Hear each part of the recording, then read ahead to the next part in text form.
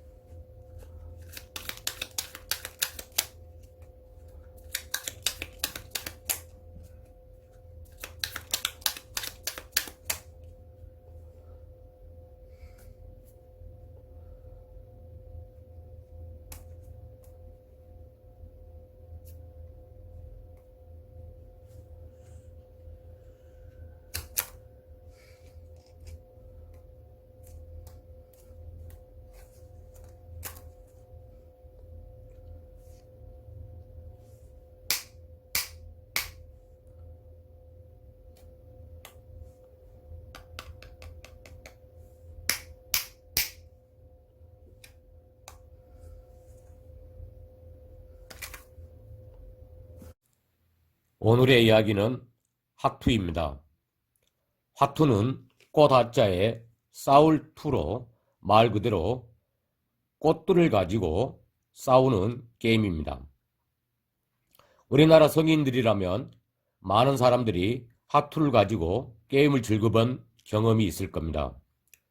명절날이나 아닌 친구들, 가족들과 단순한 오락게임으로 화투를 즐기는 것은 문제가 없겠지만 즐기는 오락을 벗어나 타인의 돈을 따먹는 도박으로 화투를 이용하시는 분들도 있습니다. 제가 설명드리지 않아도 도박으로 인한 피해는 잘 아실 거라 생각하여 말씀드리지 않겠습니다. 그러나 제가 말씀드리고 싶은 것은 영상 초기에 보여드린 장면입니다. 영화 타짜로도 유명한 합투 20장을 가지고 하는 게임으로 3강과 8강이 나오는 패가 가장 높은 패입니다. 제가 합투를 잘 섞었지만 가장 높은 패인 3강과 8강, 즉 38광땡을 골라냈습니다.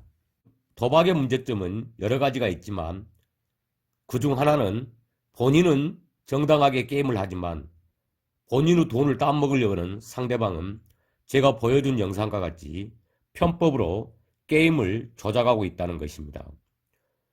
이런 사람을 속칭 타짜라고 하는데 타짜를 만나면 그 누구도 돈을 잃고 맙니다.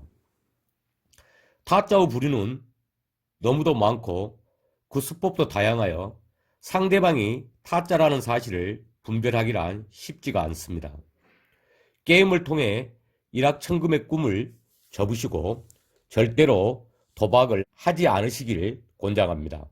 화투 유래는 포르투갈의 카드놀이가 일본으로 건너가 화투가 되었으며 화투 그림의 뼈대를 만든 사람은 일본의 3대 화가 중 한 분인 오노도우라는 사람입니다.